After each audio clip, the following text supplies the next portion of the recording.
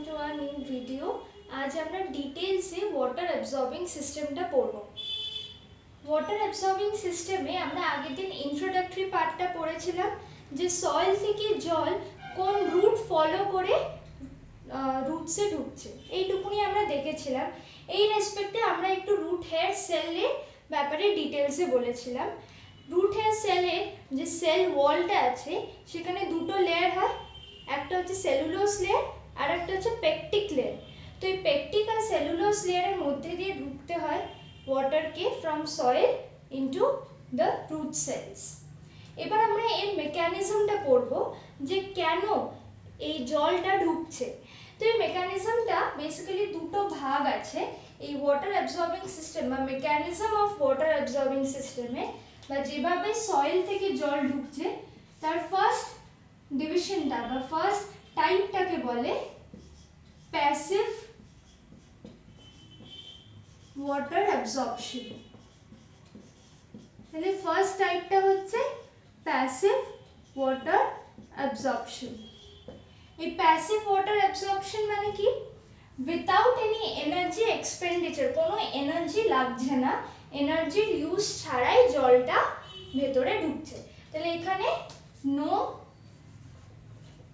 energy in the form of ATP is used. Second যে ভাগটা সেটা হচ্ছে অ্যাক্টিভ ওয়াটার অ্যাবজর্পশন। এই অ্যাক্টিভ ওয়াটার অ্যাবজর্পশন হয় with the expenditure of energy. ঠিক আছে, এই অ্যাক্টিভ ওয়াটার অ্যাবজর্পশনকেও আবার দু ভাগে ভাগ করা যাচ্ছে। ফার্স্ট ভাগটা হচ্ছে অসমোসিস দিয়ে যদি জলটা ঢোকে বা অসমোটিক্যালি যদি এন্ট্রি হয়, আর সেকেন্ডটা হচ্ছে নন osmotic entry.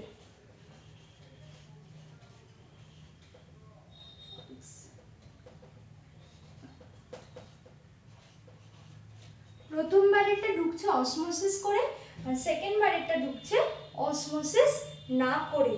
It is a non osmotic entry. ঠিক আছে, এই যে অসমোসিস করে যেবারে ঢুকছে সেইবার তার এনার্জি কনজাম্পশন হচ্ছে না, কিন্তু নন অসমোটিক্যালি এন্ট্রিতে এটিপি ইজ ইউজড। এখানে আমার এটিপি লাগছে।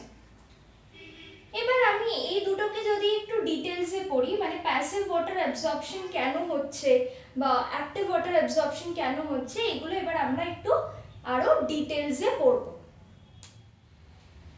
Passive water absorption. Passive water absorption হয় without the expenditure of energy. কোনো একটা ফোর্স আছে which pulls the water inside the root cells। তাহলে প্লান্টস এর লিভস আছে, এই লিভস এর সারফেস থেকে কনস্ট্যান্টলি লস অফ ওয়াটার হচ্ছে in the form of water vapour. ঠিক আছে, এই ফেনোমেননটাকে আমরা আগে পড়ে এসেছি, এটাকে বলছে ট্রান্সপিরেশন। মানে ওয়াটার ভেপারের ফর্মে ওয়াটার লস হচ্ছে ফ্রম দ্য লিভস থেকে জল বেরিয়ে যাচ্ছে। ঠিক আছে, যত লিভস থেকে জল বেরিয়ে যাবে, মেইনলি কোন পার্ট অফ দ্য লিভস থেকে বেরোয়? মেসোফিল সেলস থেকে। যে মেসোফিল সেলস থেকে ওয়াটার বেরিয়ে যাচ্ছে এর মধ্যে ওয়াটার ডেফিশিয়েন্ট হচ্ছে, তখন এর মধ্যে একটা ডিফিউশন প্রেসার ডেফিসিট তৈরি হচ্ছে, যেহেতু ওর মধ্যে আর জল থাকছে না। এ তখন তার পাশের সেলগুলো থেকে জল টানবে। তার পাশে কোন সেল আছে? Inner mesophyll cells. এবার এই ইনার মেসোফিল সেলস থেকে এ আবার জল টানছে। আস্তে আস্তে কি হচ্ছে, এই যে ডিপিটিটা মানে এই যে ডেফিসিটটা, এই কমতিটা আস্তে আস্তে মেসোফিল সেলস থেকে ইনার মেসোফিল সেলসে চলে যাচ্ছে। মানে আগে এই মেসোফিল সেলসে জলের অভাব ছিল, এখন ইনার মেসোফিল সেলসেও জলের অভাব হচ্ছে, কারণ এর জলটা টেনে নিচ্ছে এই মেসোফিল সেলসগুলো। একটা সাইকেল বা চেইন অফ রিঅ্যাকশনস হতে থাকে। ঠিক আছে, তাহলে ইনার মেসোফিল সেলস আবার জাইলেম ভেসেলস থেকে জলটা টেনে নেয়। যে জাইলাম ভেসেল থেকে জল টানতে শুরু করে একটা প্রেসার বা একটা ফোর্স ক্রিয়েটেড হয়, সেইটাকে বলছে সাকশন প্রেসার। এই পয়েন্টে এসে একটা সাকশন প্রেসার ক্রিয়েটেড হচ্ছে। এই সাকশন প্রেসারটা কেন ক্রিয়েটেড হচ্ছে? এই যে মেসোফিল সেলস গুলো আস্তে আস্তে জাইলাম ভেসেল থেকে সব জল টেনে নিচ্ছে, ডিরেক্টলি না হলেও ইনডিরেক্টলি টেনে নিচ্ছে। তো এই জাইলামের মধ্যে এখন আমার ডেফিশিয়েন্ট আছে, জলের অভাব আছে এখানে। তো যেহেতু একটা জলের অভাব তৈরি হচ্ছে, তাই জন্য একটা সাকশন প্রেসার তৈরি হচ্ছে। এই সাকশন প্রেসারটাই সয়েল থেকে জল তুলে আনতে হেল্প করছে। তখন সয়েল থেকে জলটা মুভ করে যায় জাইলাম ভেসেলসে। তাহলে এই যে আর্চটা, ঠিক আছে, জলের প্রতি যে অ্যাফিনিটি, যে আর্চটা, এটা হচ্ছে এই সাকশন প্রেসারটার জন্য। এই সাকশন প্রেসার যখন ডেভেলপ করছে তখনই সয়েল থেকে জলটা উঠে আসছে।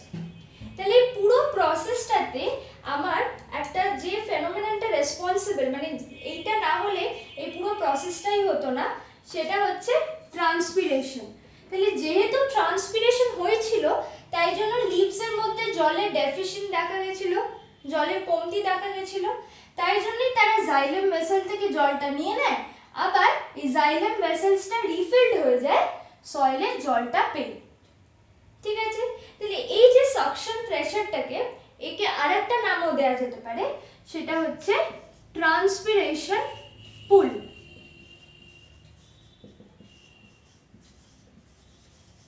ঠিক আছে, তাহলে লিভসরা আছে গাছের ওপরের দিকে আর রুটস আছে তার নিচে। তাহলে এখানে যে প্রেসারটা তৈরি হচ্ছে, সেই প্রেসারটার ডিরেকশনটা বা পুলের ডিরেকশনটা হচ্ছে এই। ঠিক আছে, লিভসরা রুটের উপর প্রেসার এক্সার্ট করছে, একটা পুল জেনারেটেড হচ্ছে। এই পুলটা কি বলছে?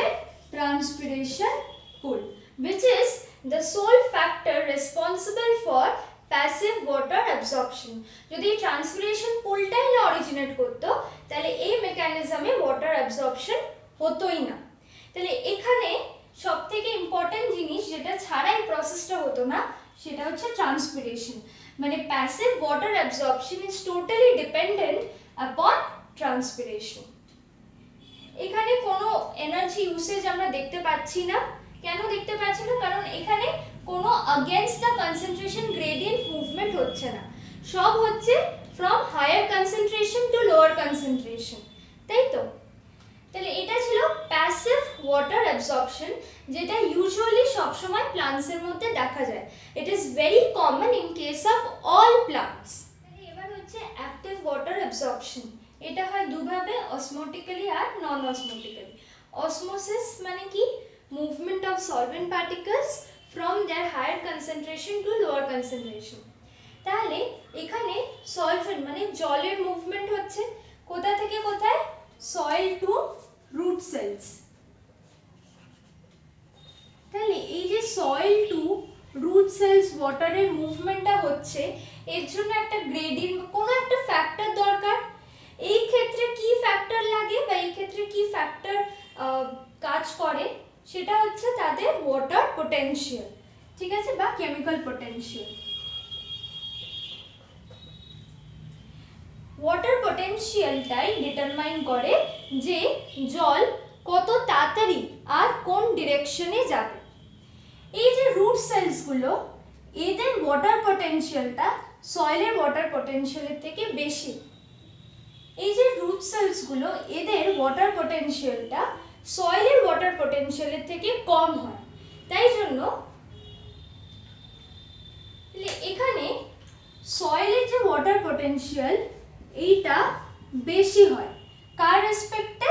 এই রুট সেলের রেসপেক্টে। মানে এখানে সয়েলের ওয়াটার পোটেনশিয়াল বেশি হয় আর রুট সেলের কম হয়। তাই জন্য একটা ডিফারেন্স ক্রিয়েটেড হচ্ছে, difference in water potential which results in the movement of water particles। এর জন্যই, এই ডিফারেন্সটার জন্যই ওয়াটারের মুভমেন্টটা দেখা যাচ্ছে। আরেকটা জিনিস যেটা দেখা যায় সেটা হচ্ছে রুট সেলে অসমোটিক প্রেশারটা কম হয় compare to the soil particles.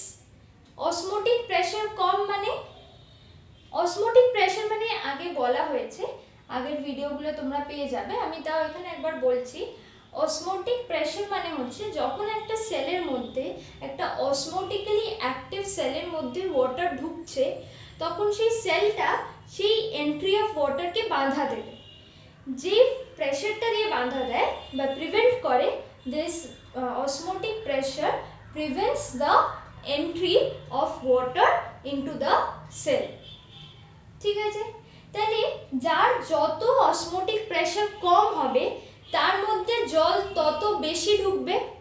তাহলে এই যে রুট সেল, এদের অসমোটিক প্রেশার ভ্যালুটা অনেক কম compare to that of soil. তাই এখানে জলের মুভমেন্টটা আবার দেখা গেল যে সয়েল থেকে রুট সেলের দিকেই হচ্ছে। এখানে আমরা দেখতে পাচ্ছি যে totally along the concentration gradient হচ্ছে, আর কোনো এনার্জি আমার লাগছে না। ঠিক আছে, কিন্তু এই যে নন অসমোটিক অ্যাবজর্পশন, এখানে আমার এনার্জি কনজিউম হচ্ছে। কেন কনজিউম হচ্ছে?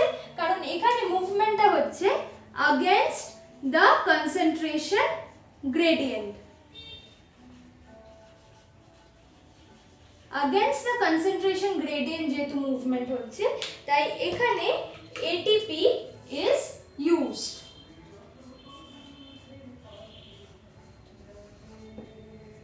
ঠিক আছে, এখানে ATP ইউজড হচ্ছে। তাহলে এই দুটো ছিল অ্যাক্টিভ অ্যাবসর্পশন অফ ওয়াটার, যেটা আবার সবসময় প্লান্টসের মধ্যে দেখা যায় না, কিছু কিছু সার্টেন প্লান্টসের ক্ষেত্রেই দেখা যায়। আরেকটা কি, এই অসমোটিক বা নন অসমোটিক দুটোর ক্ষেত্রেই আমি দেখতে পাচ্ছি কোনো রকম লিফ বা প্লান্টের অন্য কোনো পার্টের ইনভলভমেন্ট নেই, যা হচ্ছে সব এই রুট সেলসেই হচ্ছে। তাই জন্য এটা কারোর ওপর ডিপেন্ড করছে না, মানে কোনো অন্য প্ল্যান্ট পার্টের উপর ডিপেন্ড করছে না। প্যাসিভের ক্ষেত্রে আমরা দেখেছিলাম যে লিভসের উপর ডিপেন্ড করছে, কারণ সেখানে ট্রান্সপিরেশন হচ্ছে which results to passive water absorption, কিন্তু active water absorption is totally independent of any other plant part. Finally এই যে জল সেলের মধ্যে ঢুকছে, এর একটা পাথওয়ে থাকবে, তাই তো? একটা জায়গা থেকে একটু অন্য জায়গায় যাওয়ার একটা রুট থাকে, কোনো বাস রুট হোক বা কিছু হোক, একটা পার্টিকুলার রুট থাকে। তো এই জলেরও একটা পাথওয়ে থাকবে। এবার আমরা দুটো পাথওয়ে দেখে নেব যেটা ইউজুয়ালি জল ফলো করে। ফার্স্ট পাথওয়েটাকে বলছে অ্যাপোপ্লাস্ট, আর সেকেন্ড হচ্ছে সিমপ্লাস্ট। দুটো পাথওয়ে পড়বো আমরা। তার আগে একটু আমরা মেন পাথওয়েটা দেখে নিই। সেটা হচ্ছে, সাপোজ এইখানে আমার সয়েল আছে বা সয়েল ওয়াটার, মানে যে জলটা প্লান্টস সয়েল থেকে নিয়ে ইউজ করছে। তাহলে এই যে সয়েল ওয়াটার, এই সয়েল ওয়াটারটা জাইলের মধ্যে পৌঁছতে গিয়ে কার কার থ্রু দিয়ে যায়? Epidermal cells, cortex, endodermal cells আর পেরিসাইকেল, এদের থ্রু দিয়ে ও জাইলের মধ্যে পৌঁছতে পারবে। এই অ্যাপোপ্লাস্ট পাথওয়েতে আমরা দেখতে পাবো যে এই সয়েল ওয়াটারটা non living parts of the cell দিয়ে ট্রাভেল করছে। নন লিভিং পার্টস মানে ফার্স্ট দুটো জায়গা, একটা হচ্ছে তাদের সেল ওয়াল, আর সেকেন্ডলি হচ্ছে তাদের ইন্টারসেলুলার স্পেসেস। এই দুটো দিয়ে ওরা ট্রাভেল করছে। তাহলে কাদের কাদের মধ্যে দিয়ে ট্রাভেল করছে অ্যাপোপ্লাস্টের ক্ষেত্রে? একটা হচ্ছে সেল ওয়াল, আর একটা হচ্ছে ইন্টারসেলুলার স্পেসেস, মানে দুটো সেলের মাঝখানে যে গ্যাপস বা যে স্পেসেস গুলো আমরা দেখতে পাচ্ছি। এই সয়েল ওয়াটারটা এদের সেল ওয়ালের মধ্যে দিয়ে যাচ্ছে, which is cell wall is non living or dead। তাই জন্য বলছে যে অ্যাপোপ্লাস্ট পাথওয়েতে কোনো লিভিং পার্ট অফ দ্য সেলের মধ্যে দিয়ে জলটা ট্রাভেল করে না। তাহলে কিভাবে যাচ্ছে? এই সয়েল ওয়াটারটা কি করছে? এপিডার্মাল সেল ওয়াল দিয়ে ট্রাভেল করছে, ফার্স্টে ট্রাভেল করলো, দিয়ে চলে যাচ্ছে কর্টেক্সের সেল ওয়ালে, এদের সেল ওয়ালের মধ্যে দিয়ে পাস করলো, নেক্সট চলে যাচ্ছে এন্ডোডার্মাল সেলসের ওয়াল। কিন্তু এই এন্ডোডার্মাল সেলসে একটা স্পেশাল টাইপ অফ সাবস্টেন্স আছে যেটাকে বলছে Casparian strip, which is impermeable to water, মানে ওর মধ্যে দিয়ে জল ঢুকতে বা বেরোতে পারবে না। তাই তাহলে এই পুরো এই এন্ডোডার্মাল সেলের এখানে আছে আমার, এই পুরো এন্ডোডার্মাল সেলসের এখানে আমার আছে ক্যাসপেরিয়ান স্ট্রিপ। তাহলে এখান দিয়ে আর জলটা ট্রাভেল করতে পারছে না, ফলে তখন কি হয়ে গেল, এই যে জলটা যে সয়েল বা এই যে সয়েল ওয়াটার যেটা এতক্ষণ ধরে ইন্টারসেলুলার স্পেস আর সেল ওয়াল দিয়ে ট্রাভেল করে করে আসছিল, এবার এটা চলে গেল এন্ডোডার্মাল সেলসের মধ্যে। ঠিক আছে, আর তো সেল ওয়াল দিয়ে ট্রাভেল করতে পারছে না, তাই এই সেলের মধ্যে চলে গেল। এবার নেক্সট পাথওয়ে, এবার আমরা যদি আরেকটা দিক দিয়ে বানিয়ে রাখি, তাহলে এপিডার্মাল সেলের ওয়াল, তারপর কর্টেক্সের সেল ওয়াল, তারপর আবার এই এন্ডোডার্মাল সেলসের ওয়ালে এলো, কিন্তু এখানে ক্যাসপেরিয়ান স্ট্রিপ পড়লো বলে এই ঢুকে গেল এন্ডোডার্মাল সেলসের মধ্যে। তাহলে এখনো সে জাইলেম অবধি পৌঁছতে পারেনি, এন্ডোডার্মাল সেলসে এসে আটকে গেছে। এবার সিম্পলেস্ট পাথওয়েটা নিয়ে একটু বলি। সিম্পলেস্ট পাথওয়েতে কি হয়, যে সয়েল ওয়াটারটা এটা ট্রাভেল করে living part of the cell দিয়ে, মানে living part of the cell মানে সাইটোপ্লাজম দিয়ে ট্রাভেল করছে, ঠিক আছে, আর সেল স্যাপ দিয়ে ট্রাভেল করছে। সেল স্যাপ মানে ভ্যাকুয়ালের মধ্যে দিয়ে দিয়ে যাচ্ছে। তাহলে এই যে ওরা ওদের মুভমেন্টটা বা ওদের রুটটা কেমন হবে, একদম ডাইরেক্ট। এপিডার্মাল সেলসে গেল, এদের সাইটোপ্লাজম, সেল স্যাপ, তারপর সোজা চলে গেল কর্টেক্সে, কর্টেক্সে সাইটোপ্লাজমে গেল, এখান থেকে চলে গেল এন্ডোডার্মাল সেলসে সাইটোপ্লাজম। তাহলে এদের একদম সিম্পলেস্ট রুট পুরো সাইটোপ্লাজম আর সেল ওয়ালের মধ্যে দিয়ে দিয়ে যাচ্ছে। তাহলে অ্যাপোপ্লাস্ট পাথওয়েটা ছিল যেখানে সয়েল ওয়াটারটা মুভ করছিল non living part of the cell দিয়ে, আর এই সিম্পলেস্ট পাথওয়েতে সয়েল ওয়াটারটা মুভ করছে লিভিং পার্টস অফ দ্য সেলের মধ্যে দিয়ে। এন্ডোডার্মাল সেলসে এখানে এই অ্যাপোপ্লাস্টেরও জলটা এসে জমে আছে আর সিম্পলাস্টেরও জলটা এসে জমে আছে। এখানে আর কোনো সেল ওয়াল দিয়ে মুভমেন্ট হচ্ছে না, এখানে ডাইরেক্টলি সাইটোপ্লাজম দিয়ে মুভমেন্ট হয়ে চলে যাচ্ছে আমার পেরিসাইকেলে। তাহলে এখন গিয়ে পড়লো পেরিসাইকেলে যে সেলগুলো আছে তাদের সাইটোপ্লাজম।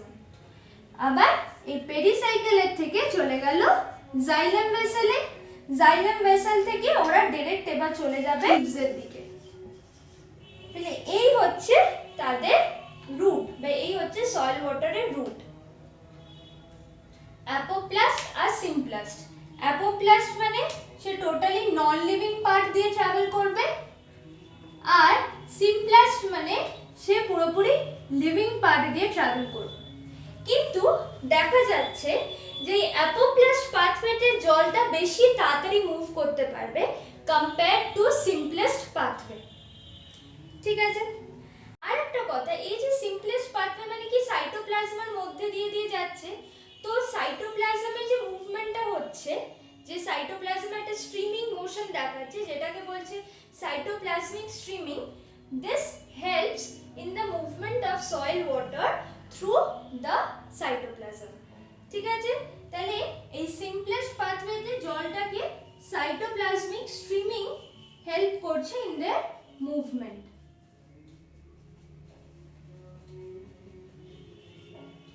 তাহলে এটা হচ্ছে the two pathways through which water is absorbed.